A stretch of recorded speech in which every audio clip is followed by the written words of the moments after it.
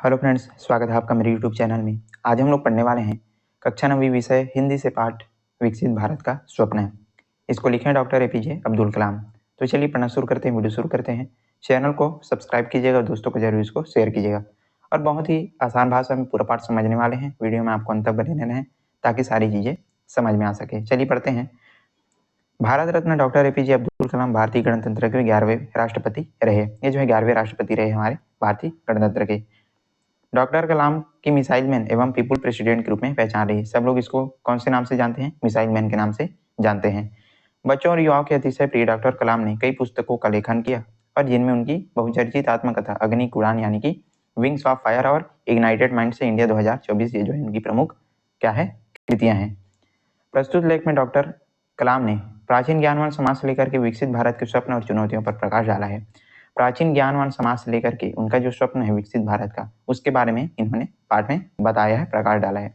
चलिए यहाँ पर चित्र में देख सकते हैं, ये है missile man doctor APJ Abdul Kalam ji. पढ़ते हैं पाठ। प्राचीन भारत एक ज्ञानवान समाज था। कालांतर में हमलों और औपनिवेशिक शासन ने इसकी संस्थानों को नष्ट कर दिया तथा इसकी योग्यता को चौपट कर डाला। प्राचीन समय में जो है अंग्रेजों का शासन था और बहुत सारे हमले अंग्रेजों ने हम पर किए हैं और उस हमले में बहुत सारी जो संस्थान है उसको जो है क्या कर दिए इन्होंने नौपट जो है चौपट कर दिया। साथ ही साथ सारी जो योग्यता है उसको भी इन्होंने क्या कर दिया था, हानि पहुंचाई हुई थी। इसकी जनता का अस्तित्व निचले स्तरों तक सिमट कर रहेगा। जब अंग्रेजों ने भारत छोड़ा तब हमारे युवाओं को अपने लक्ष्य धूल धसरित कर लिए थे और वे साधारण जीवन से संतुष्ट हो जाया करते थे। और जब अंग्रेजों का शासन जो है समाप्त होता है, जब वो जो है भारत छोड़ करके जाते हैं, तब तक जो है सारे जितने भी युवा हैं उनका लक्ष्य क्या हो गया था, पूरी तरीके से समाप्त हो गया था और वे जो है साधारण जीवन जीने में ही क्या करते थे, अपना संतुष्ट हो जाते थे। लेकिन क्या होता है, भारत मूलतः ज्ञान की भूमि है और उसे अपने इस पहलू की नए सिरे से खोज करनी चाहिए। हमारा भारत देश जो है प्राचीन काल से भी क्या है, ज्ञान की भूमि है। जो लोग हैं वो भारत से ज्ञान लेने के लिए जो है आते हैं, यहाँ से जो है सीख करके जो है जाते हैं। तो इसी कारण बोला गया है कि ये जो है ज्ञान की भूमि है। एक बार यह खोज कर ली गई तो जीवन की गुणवत्ता तथा विकसित राष्ट्र की ताकत और संप्रभुता को प्राप्त करने के लिए ज्यादा संघर्ष नहीं करना पड़ेगा।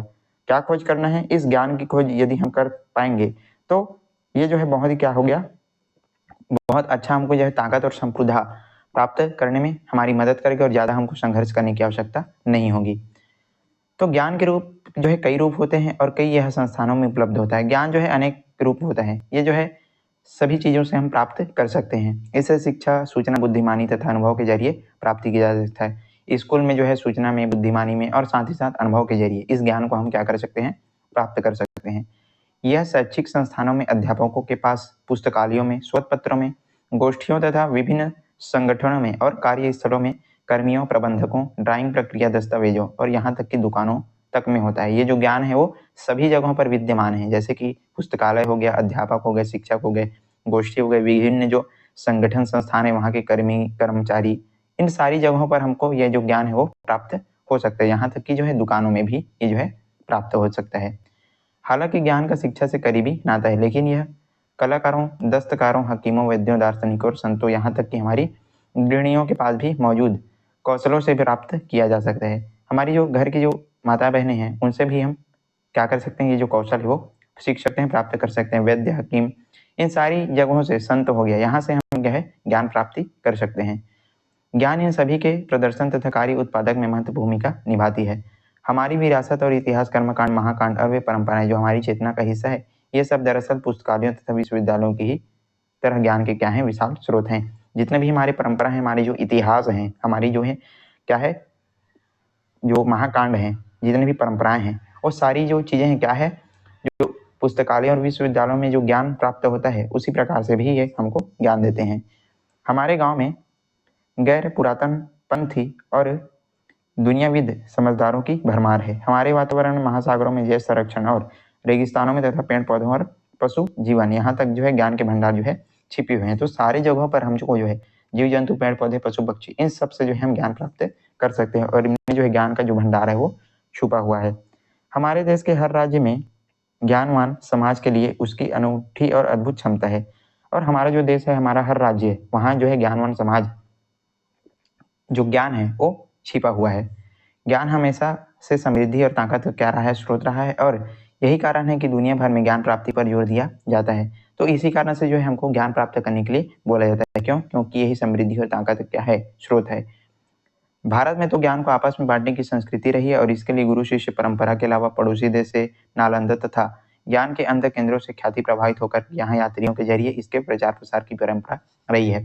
प्राचीन काल से ही जो ज्ञान बांटने की जो परंपरा है हमारी भारतीय संस्कृति में रही हुई है। आप सभी लोग को पता है कि इसमें जो है पहले गुरु शिष्य जो परंपरा है चलता था, जो है बच्चे आश्रम में जाकर के अपने गुरु से जो है ज्ञान प्राप्ति करते थे। तो उसी को यहाँ पर बताया जा रहा है। साथ ही जो इसमें बताया जा रहा है कि जो बाहर से जो यात्री हैं वो भारत आकर के यहाँ से ज्ञान प्राप्त ले जा करके वो जो है प्रचार प्रसार करते हैं। तो ये सारी जो चीजें हैं वो परंपरा है।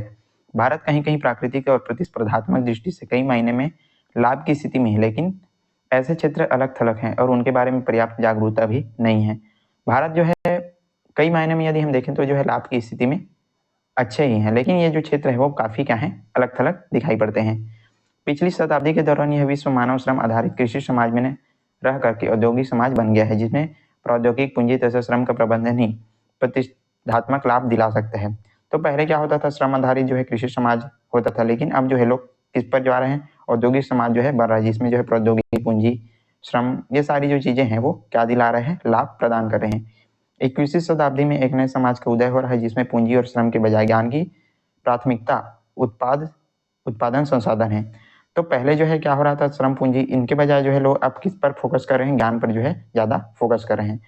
पहले से मौजूद ज्ञान के इस आधार पर कुशल इस्तेमाल करके बेहतर स्वास्थ्य, शिक्षा और प्रगति के अन्य संकेतकों के रूप में पूंजी पैदा कर सकता है।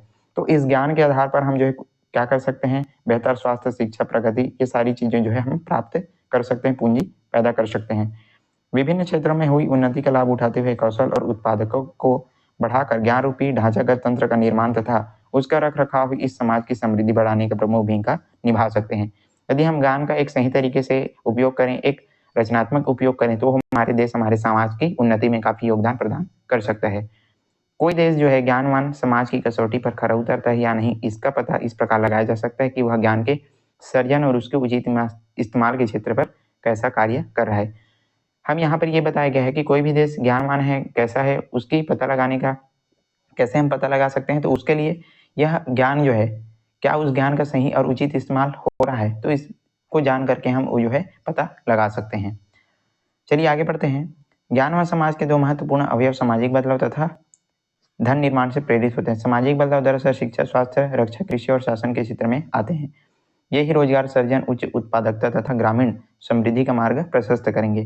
तो जो ज्ञानवान समाज है उसका दो महत्वपूर्ण अवयव है, पहला है सामाजिक बदलाव और दूसरा क्या है, धन निर्माण से जो है प्रेरित होता है।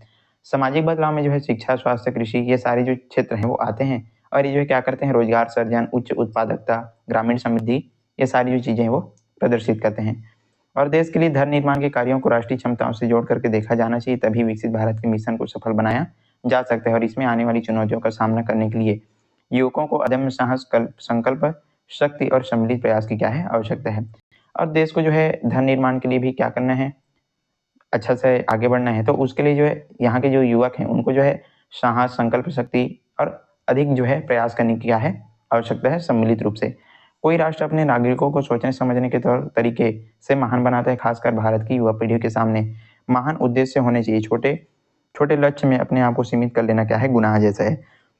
तो बहुत अच्छी बात यहाँ पर एपीजे अब्दुल कलाम कहते हैं कि जितने भी हमारे युवा पीढ़ी है उसको जो है संदेश दे रहे हैं, हम सभी को संदेश दे रहे हैं कि हमारा जो लक्ष्य है वो छोटा मोटा नहीं होना चाहिए, बल्कि हमारे जो सपने, हमारे जो लक्ष्य हैं वो कैसे होने चाहिए, अच्छे होने चाहिए, महान होने चाहिए। और छोटे मोटे जो लक्ष्य हैं वो जो है हमको क्या कर देते हैं, सीमित कर देते हैं। इसलिए हमारा जो लक्ष्य है वो कैसा होना चाहिए, बड़ा होना चाहिए और समाज कल्याणकारी होना चाहिए। वर्तमान शिक्षा प्रणाली छात्रों पर काम का बोझ बढ़ा रही है, किंतु यह उन्हें सपने देखने से वंचित न करे। यहाँ पर कलाम जी कहते हैं कि वो जो है छात्रों का काम जो है का बोझा जो है बढ़ा देती है, लेकिन उनको जो है सपने देखने से वंचित नहीं करना चाहिए। यह ज्ञान उन्हें प्राप्त करने के लिए बाधक न बने। कठिन परिश्रम और लगन जीवन के खूबसूरत पैमाने लाते हैं, जो हमेशा आपको सहयोग देती है। यदि हम कठिन परिश्रम और लगन के साथ कार्य करें तो जो है हमारा जीवन जो है अवश्य सफलता प्राप्त करेगा। सन 1960 के दशक में हमारे अंतरिक्ष कार्यक्रम के दूरदृष्टा वैज्ञानिक प्रोफेसर विक्रम साराभाई ने एक ध्येय सामने रखा था कि भारत को अपने संचार उपग्रह और दूरसंवेदी उपग्रहों की रूपरेखा तैयार कर उन्हें खुद विकसित करना चाहिए।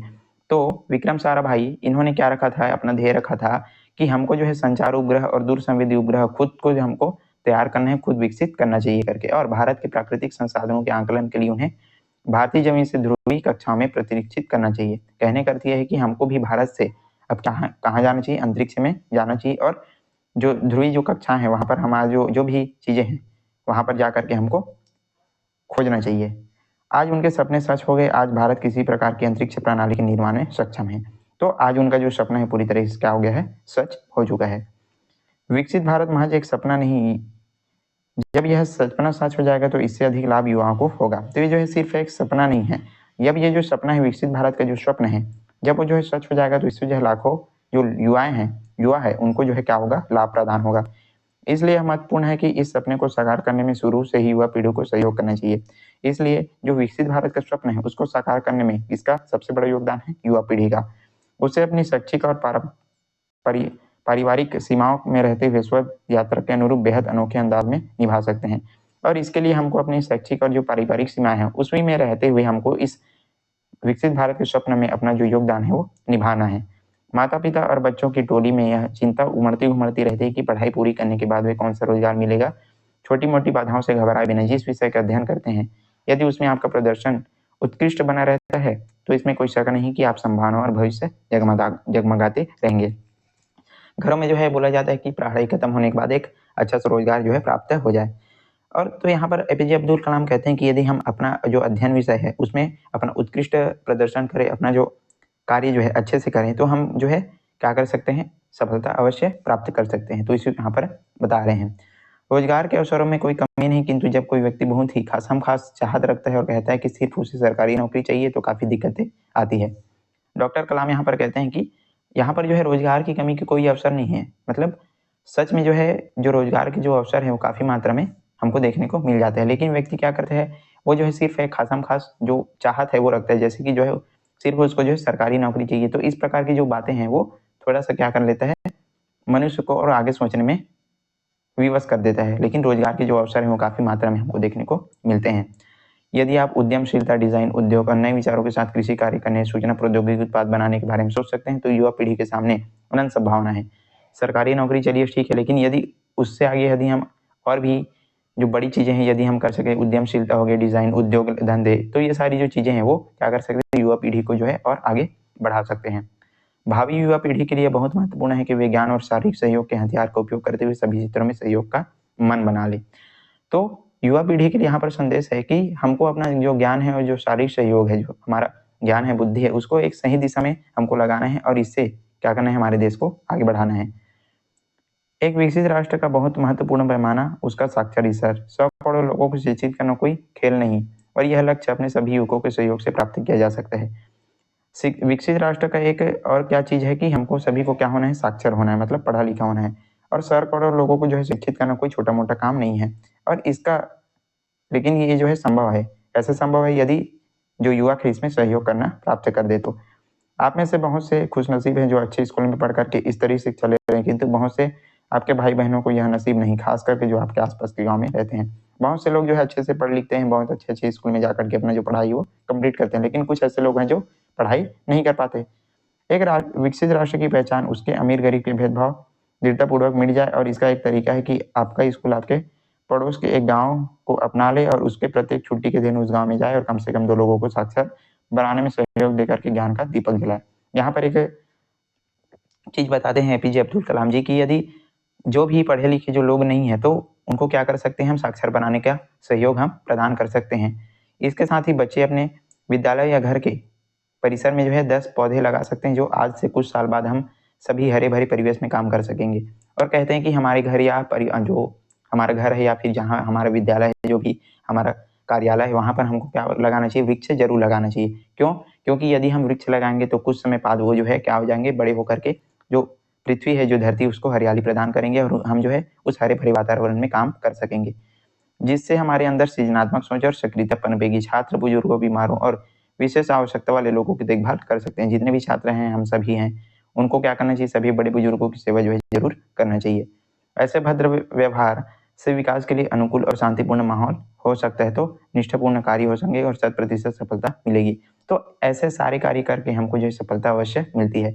यहाँ पर मुझे संत तिरुवल्लुवर की वो पंक्तियां याद आती है जो उन्होंने कुल्लर में बड़ी सुंदरता से कहा था कि सफलता और धन अपना मार्ग ढूंढ लेते हैं और उस व्यक्ति पहुंच जाते हैं जो वह जिसमें वह दृढ़ इच्छा शक्ति और योजनाबद्ध लगन होती है। तो यहाँ पर बहुत बेहतरीन यहाँ पर बात बताई जा रही है कि सफलता और जो धन है वो अपना मार्ग खुद ढूंढ लेते हैं और उस व्यक्ति तक पहुंच जाते हैं जिसके अंदर क्या है, दृढ़ इच्छा शक्ति और योजनाबद्ध काम करने की क्या होती है, लगन होती है।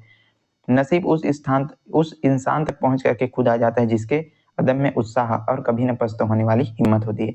तो जो नसीब है वो उस स्थान तक खुद जो है चल करके आती है जिसके अंदर क्या होता है, अदम्य उत्साह होता है, अदम्य साहस होता है और कभी ना हार मानने वाली क्या होती है, हिम्मत होती है। तो इन सारी चीजों के द्वारा व्यक्ति क्या हो सकता है, सफलता प्राप्त कर सकता है। तो ये था दोस्तों आज का हमारा पाठ डॉक्टर एपीजे अब्दुल कलाम। बहुत सारी जो ज्ञानवर्धक जो चीजें हमको सीखने को मिली जिसको हम जो है अपनी लाइफ में जो है इम्प्लीमेंट कर सकते हैं, आगे बढ़ सकते हैं। तो चलिए आज के लिए बस इतना ही। वीडियो पसंद आया तो लाइक कीजिएगा, ज़्यादा से ज़्यादा आपको शेयर करना है और चैनल पर नहीं तो जरूर सब्सक्राइब कर दीजिएगा। और इसका प्रश्न उत्तर का वीडियो जो है डिस्क्रिप्शन बॉक्स में आपको दे दिया जाएगा, वहां से जाकर के प्रश्न उत्तर आप जो है देख सकते हैं। चलिए आज के लिए बस इतना ही, मिलते हैं इसी प्रकार के अन्य वीडियोज़ के साथ। तब तक के लिए पढ़ते रहिएगा। धन्यवाद।